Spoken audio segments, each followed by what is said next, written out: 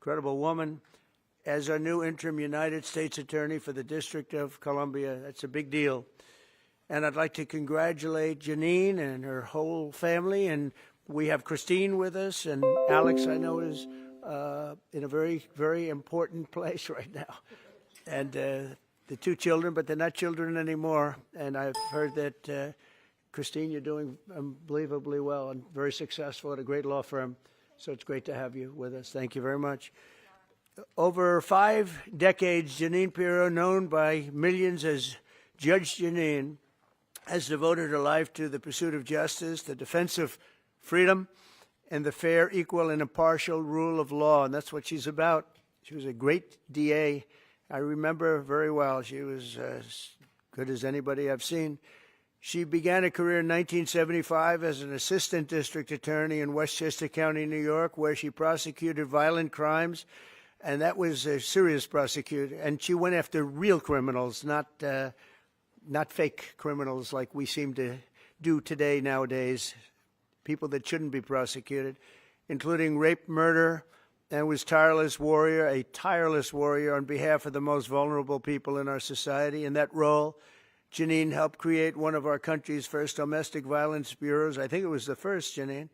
And as its chief, she revolutionized victim protection and bold, innovative policies like very few people even thought of. In 1990, Jeanine became the first female judge in Westchester County history. And following the year, and by the way, very distinguished, had an unbelievable, distinguished career. And in the following years, she presided over numerous complex criminal cases. The reason they were complex is that other judges were not able to understand them. They were called the complex cases. My sister had them too. They always used to give her the complex cases because other people didn't understand them, including high-stakes felony narcotics trials. Her outstanding judicial record earned her the honor of being named the #1 judge in 1990 by the Independent Fund for Modern Courts. That's nationwide. Outstanding judge.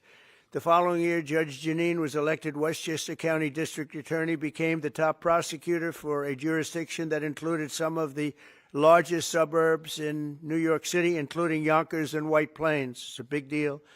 As District Attorney, Jeanine tackled high-profile violent crime cases and established one of the nation's most successful cybercrime units to combat online child abuse. She was way ahead of a lot of people. They still aren't there, if you get right down. I mean, from what I hear, they're still not there in many cases back there where we come from.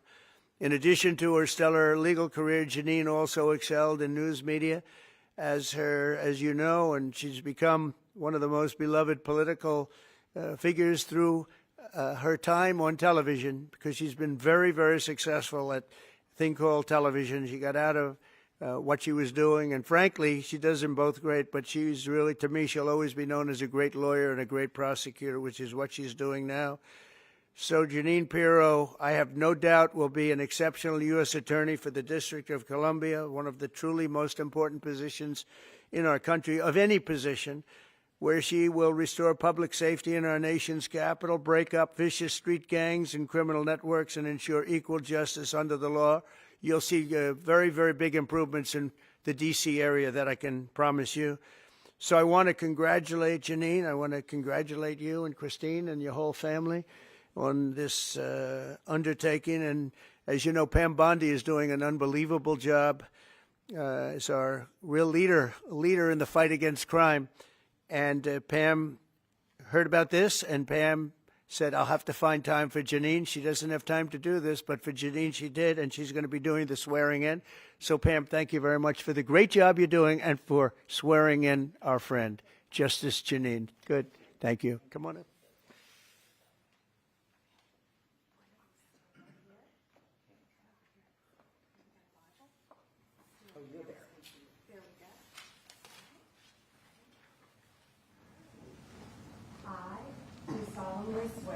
I, Jeanine Pirro, do solemnly swear that I will support and defend the Constitution of the United States that I will support and defend the Constitution of the United States against all enemies, foreign and domestic, against all enemies, foreign and domestic, and that I will bear true faith and allegiance to the same, and that I will bear true faith and allegiance to the same, and that I take this obligation freely and and that I take this obligation freely without any mental reservation without any mental reservation or purpose of evasion, or purpose of evasion, and that I will well and faithfully and that I will well and faithfully discharge the duties discharge the duties of the office upon which I am about to enter. of the office upon which I am about to enter. So help me God. So help me God. Congratulations. Thank you.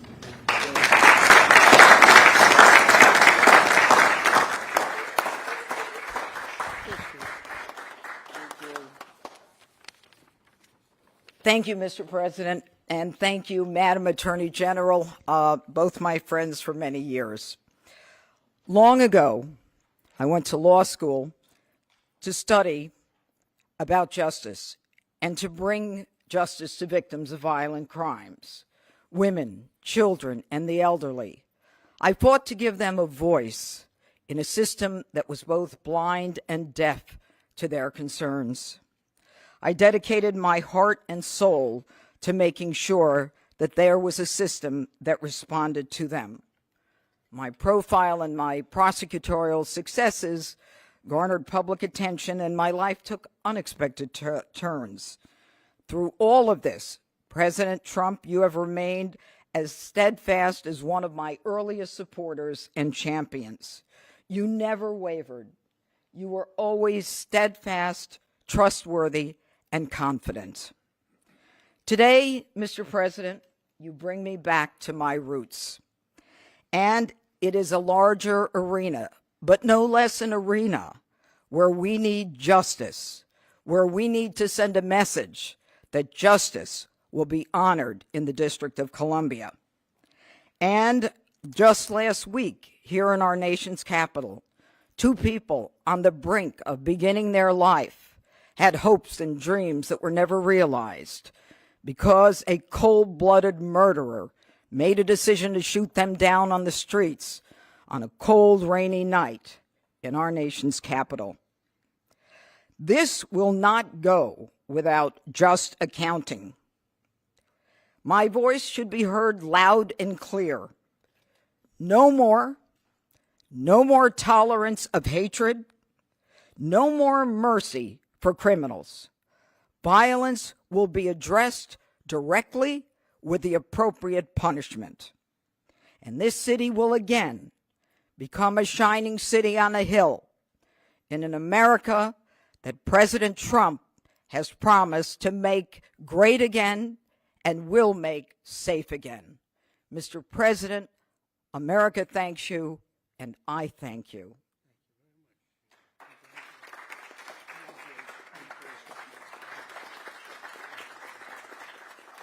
Any questions for Janine? Any questions? Oh boy. Anything for Janine? You just want to talk to him. I get it. Thank you. She's going to be fantastic. Thank you very much. Thank There you really- all. Thank There's you. no question because there's no doubt. We have no doubt you're going to be fantastic. Thank you. Thank you, Mr. President. Mr. President, Mr. President, Mr. President, Mr. President. On Russia, Mr. President? Please. Do you believe the Russians are being disrespectful when they say that your criticisms of Putin are simply an emotional response? And do you still believe that Putin actually wants to end the war? I can't tell you that, but I'll let you know in about 2 weeks. Within 2 weeks, we're going to find out very soon. We're going to find out whether or not he's tapping us along or not. And if he is, we'll respond a little bit differently. But it'll take about a week and a half, 2 weeks. We have Mr. Witkoff is here, who's doing a phenomenal job, is dealing with them very strongly right now. They seem to want to do something, but until the document is signed, I can't tell you. Nobody can. I can say this. I can say this, that I'm very disappointed at what happened a couple of nights now where people were killed in the middle of what you would call a negotiation. I'm very disappointed by that. Very, very disappointed. Yeah, please. You've called for an end to the Gaza war. Given the growing humanitarian crisis and the decision of Prime Minister Netanyahu to expand the military operation, do you have any frustration with his handling of the situation of the war? No, we're dealing with the whole situation in Gaza. We're getting food to the people of Gaza. It's It's been a very nasty situation, very nasty fight. October 7th was a very nasty day, the worst that I think I've ever seen. It was a horrible day, and people aren't going to forget that either. So we'll see how that all works out. And Steve, would you want to say a couple of words about Gaza because you just have some information? Steve Witkoff, do you want to come up for a second? You might give them a little bit of information as to what's happening with Gaza and also Israel. We're having some very good talks with Iran. We'll find out whether that means anything, but we're having good talks. Congratulations. Well, hi everybody. I think that we are on the precipice of sending out a new term sheet that hopefully will be delivered later on today. The President is going to review it, and I have some very good feelings about getting to a long-term resolution, temporary ceasefire, and a long-term resolution, a peaceful resolution of that conflict. Mr. President, you said It's having to do with Iran. We're having very good talks with Mr. President, you said yesterday that Putin is playing with fire. What will be the consequences for Russia if Russia continues Well, to I'm not attack? going to tell you exactly, but the words speak pretty loud. We're not happy about that situation. I think we're doing very well with Iran. I think we're doing very well with Gaza, but we are doing very well with Iran, and I think we're going to see something very sensible, because there are only two outcomes. You know what the two outcomes is: a smart outcome and there's a violent outcome, and I don't think anybody wants to see the second. But I think we've made a lot of progress, and we'll see. You know, they still have to agree to the final stages of a document, but I think you could be very well surprised what happens there, and it'll be a great thing for them. They could have a great country into the future. Yeah. Mr. President, Elon Musk in a television interview criticized the one big, beautiful bill, saying he was disappointed it didn't cut enough, essentially, that it undercut the DOGE efforts. What's your reaction to that? Well, the reaction's a lot of things. Number one, we have to get a lot of votes. We can't be cutting. We need to get a lot of support, and we have a lot of support. We had to get it through the House. The House was. We have no Democrats. You know, if it's up to the Democrats, they'll take the 65% increase. You know, if that doesn't get approved, this country is going to have a 65% increase in taxes and lots of other problems, big problems, almost bigger than that. But we'll have a 65% increase as opposed to the largest tax cut in the history of our country. We will be negotiating that bill, and I'm not happy about certain aspects of it, but I'm thrilled by other aspects of it. That's the way they go. It's very big. It's the big, beautiful bill, but the beautiful is because of all of the things we have. The biggest thing being, I would say, the level of tax cutting that we're going to be doing. We're going to make people really be able to. We'll have the lowest tax rate we've ever had in the history of our country, and tremendous amounts of benefit are going to the middle-income people of our country, low and middle-income people of our country. So we're going to see what happens, because the Senate, as you know, is negotiating with us, and they have to then go back to the House, and, you know, it's got a way to go. But I have to say, Speaker Johnson and Thune have done an incredible job. John Thune has done a fantastic job, and they're working together with me and others. And I think we have an amazing, if we pull this off, remember, we have 0 Democrat votes because they're bad people. There's something wrong with them. You know, they'll let people pour into our country. Single biggest problem is we had 21 million people pour into our country, probably higher than that. And they're people that weren't supposed to be here. And many of those people are bad. Murderers, drug dealers, the mentally insane. They were closing mental institutions all over the world, not South America, all over the world. They're coming into our country, and we're getting them out. And we're having a hard time because some judges aren't making it very easy for us, and it's tough enough. They approved that. They allowed that to happen to our country. We don't have one Democrat vote. And if I were a Democrat, I'd be voting for this bill, and I'd get elected to any position I want as a Democrat. They're crazy. They're voting for a 65% tax increase. And they're only doing it for hatred. They're not doing it for any reason. They know it's terrible. Terrible politics, in my opinion. But so we have no Democrat votes. That means we have to get almost all Republican votes. And I think we're very close to doing that. I think it'll be very successful. Yeah, please. Mr. President, Wall Street analysts have coined a new term called the taco trade. They're saying Trump always chickens out on your tariff threats, and that's why markets are higher this week. What's your response to that? I kick out?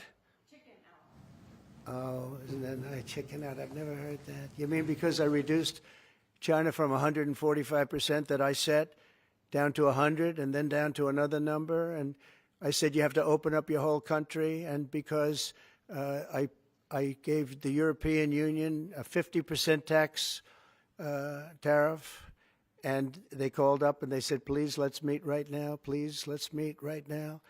And I said, okay, I'll give you till June 9. I actually asked them, I said, what's the date? Because they weren't willing to meet. And after I did what I did, they said, we'll meet anytime you want.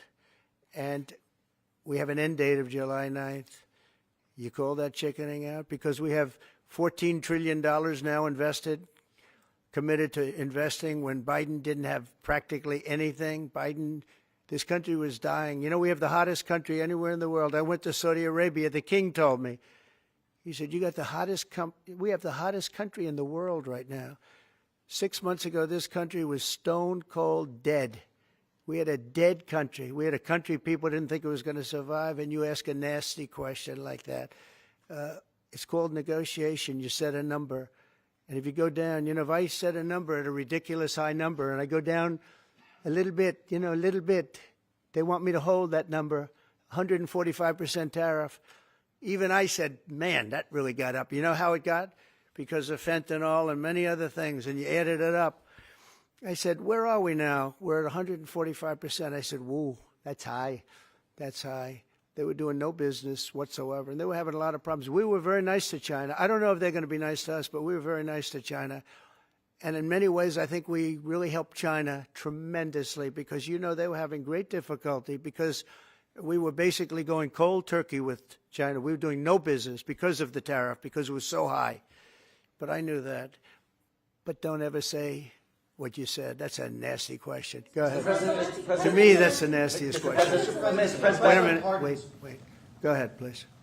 Go ahead. President Zelensky says he's ready to sit down with you and Vladimir Putin in Geneva, and it sounds like General Kellogg is working on preparations for that. Are you planning to sit down with the two of them? Well, I will if it's necessary. You know, it takes. We have to. I think I'm at this point. I wish it would have been that way a couple of months ago, but at this point, we're working on President Putin, and we'll see where we are. I think we're doing fine, but we'll see. I don't like what's happening. That's one thing I'll say. I don't like when I see rockets being shot into cities. That's no good. We're not going to allow it. You've always said that the war never would have started if you were Would have never happened, and it yet didn't he doesn't happen. seem willing to do anything that you want him to do. Do you still believe that he wouldn't have launched the war? No. We would have never had a war. We would have never had a war. If I were president, if the election weren't rigged, you wouldn't have had the war. You wouldn't have had the war. You wouldn't have had inflation. You wouldn't have had October 7th. That would have never happened because Iran was stone cold broke. They didn't have any money to give to Hamas or Hezbollah. You wouldn't have had that Afghanistan most embarrassing moment in the history of our country. You wouldn't have had any of it. You wouldn't have had inflation because energy costs. Look what happened. I brought inflation down to practically zero. And all of the groceries and all of the eggs and all of the things that you've been hearing about, they're back down. They're way down from where they were. I did something in 4 months that nobody's seen. And I have to say, in 4 months, and I said it before, and everyone's talking about it all over the world, we've got the hottest country anywhere in the world right now. We're the only country anybody's even talking about. All right, please go ahead. What stopped you from imposing new sanctions on Russia? Only the fact that if I think I'm close to getting a deal, I don't want to screw it up by doing that. Let me tell you, I'm a lot tougher than the people you're talking about, but you have to know when to use that. If I think it's going to hurt a deal, this isn't my war. This is Biden's war, Zelensky's war, and Putin's war. This isn't Trump's war. I'm only here for one thing, to see if I can end it, to save 5,000 lives a week and a lot of money, the money being much less important because I made that money. I went to Saudi Arabia, Qatar, and UAE, and we brought back $5.1 trillion. So I made that money in about 2 hours, the money that we're talking about, but it's still think of it, $300 billion we've spent with no checks, no balances. They just send cash. You can imagine what's happened to that money. I never saw anything like it in my life. But I'm more interested because I picked up $5.1 trillion and, by the way, got a beautiful, big, magnificent, free airplane for the United States Air Force, okay? Very proud of that, too. They tried to say, oh, it's Trump's airplane. Oh, yeah, sure. It's too big. Frankly, it's too big, much too big. When can we expect that to be the Air Force One? Well, it's here already. Yeah. It's in the country. It's being refitted for military standard. How much will it cost to refit it? Oh, I don't know. Whatever it is, a hell of a lot less than building a new one. We're waiting too long from Boeing. Boeing has got to get its act together. Yeah. Sir, on Nippon Steel, this arrangement that was just announced in Yeah. the golden share, is that an arrangement you would consider for TikTok as well? Nothing to do with TikTok. Totally different kind of a deal. We'll have to get, to do it properly, we'll probably have to get China's approval. China's never easy. China's never easy. But I think we'll be able to save TikTok. I'd like to save TikTok. I mean, TikTok was very good to me. I won the young people by 37%. No Republicans ever won, and I won by 37%. And Charlie Kirk will tell you TikTok helped, but Charlie Kirk helped also. Oh, he just happens to be here. Look at him. He loves that we mentioned that name, right? He's done great, and I appreciate all the help. But with young people, we won by 37%, Charlie, and you helped. But TikTok was amazing, and he was the first one. He said, "Get on TikTok." So I have a little bit of a warm spot. I know I shouldn't. They'll say quid pro quo, put him in jail for the rest of his life. Quid pro quo. No, TikTok was very good to me. I won young people. I don't know if it was because of TikTok, but it was something happened. No Republican has ever won they call them young people. Young people, you can define it a lot of different ways, but I won every age group in young people. And it never happened, and won by 37%. That's a lot. Yeah. Back on Iran, did you warn Prime Minister Netanyahu against taking some sort of actions that could disrupt the talks there in a phone call last week? Well, I'd like to be honest. Yes, I did. Next question, please. Just last on sanctions. I did, yeah. If Senate Republicans want to push It's not a warning. I said I don't think it's appropriate. What exactly did you tell him? Did I you just said caution I him? don't think it's appropriate. We're having very good discussions with him, and I said I don't think it's appropriate right now. Because if we can settle it with a very strong document, very strong, with inspections and no trust. I don't trust anybody. I don't trust anybody. So no trust. I want it very strong where we can go in with inspectors. We can take whatever we want. We can blow up whatever we want, but nobody getting killed. We can blow up a lab, but nobody's going to be in the lab, as opposed to everybody being in the lab and blowing it up, right? Two ways of doing it. Yeah, I told him this would be inappropriate to do right now because we're very close to a solution. Now, that could change at any moment. Could change with a phone call. But right now, I think they want to make a deal, and if we can make a deal, save a lot of lives. When do you think a deal could happen on Iran? On which? A deal with Iran could happen. When do you Oh, I think don't know. I think over the next couple of weeks, if it happens. Yeah. And on the, when could the administration resume the interviews for foreign students' visa? When do you think your administration could resume these interviews? On what? For the foreign student visa.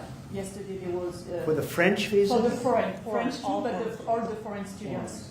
Oh, for the foreign visas? What are you referring? Foreign visas for what? Are you talking about for colleges? College Okay, so students. you're off of Israel. Now you're talking about colleges, right? Yes, now. Okay. Well, we're going to see. Look, Harvard has been a disaster. They've taken $5 billion plus. $5 billion. Nobody knew that they were making this kind. If we didn't do this, we would have never found this out, Pam.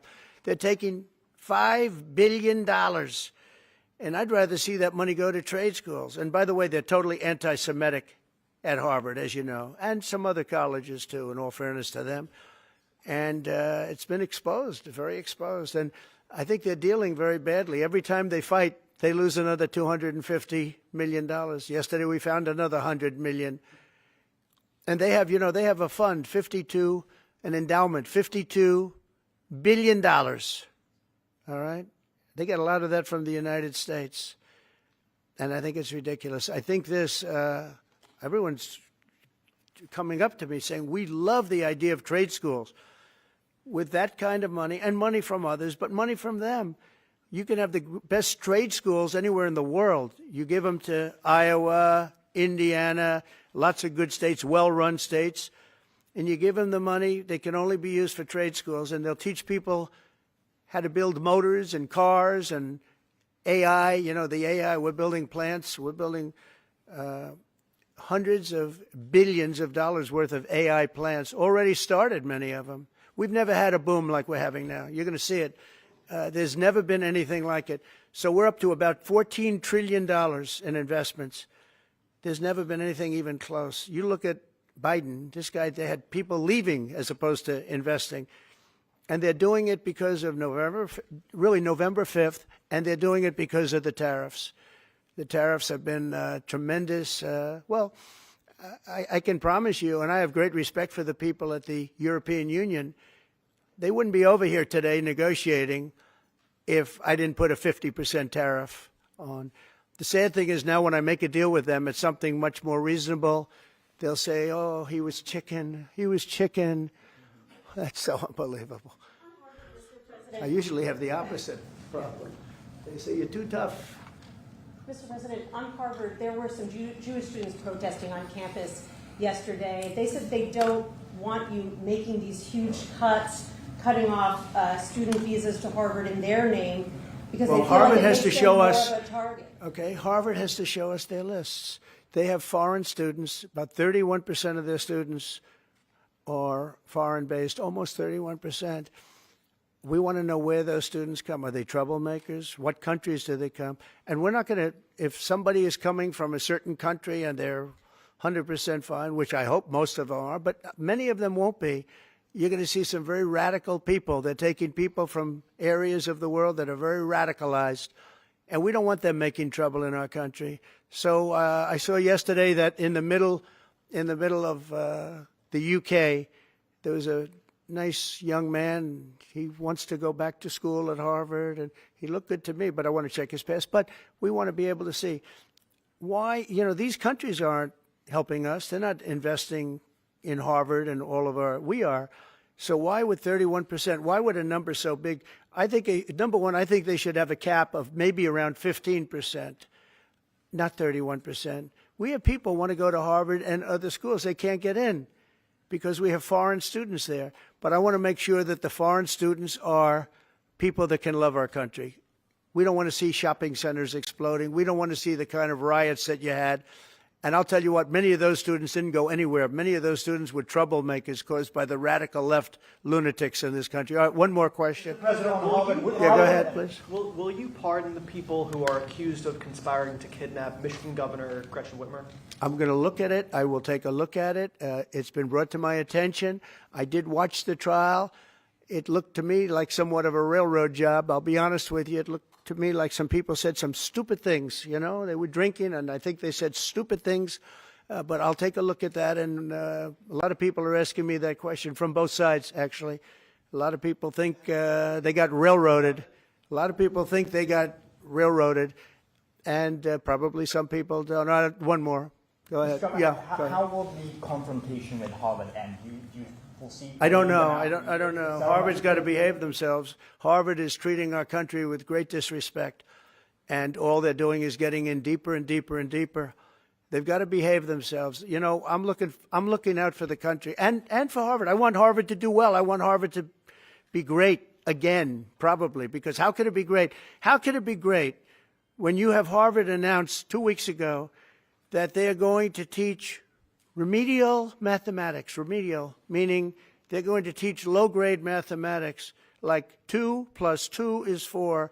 How did these people get into Harvard if they can't do basic mathematics? How did they do it? I mean, people with 1,600 in their boards don't get in, and they're letting people in, and they're bragging about how they're teaching them basic mathematics. Where did these people come from? So we have to look at the list, and Harvard has to understand the last thing I want to do is hurt them. They're hurting themselves. They're fighting. Columbia has been they were very, very bad what they've done. They're very anti-Semitic and lots of other things. But they're working with us on finding a solution.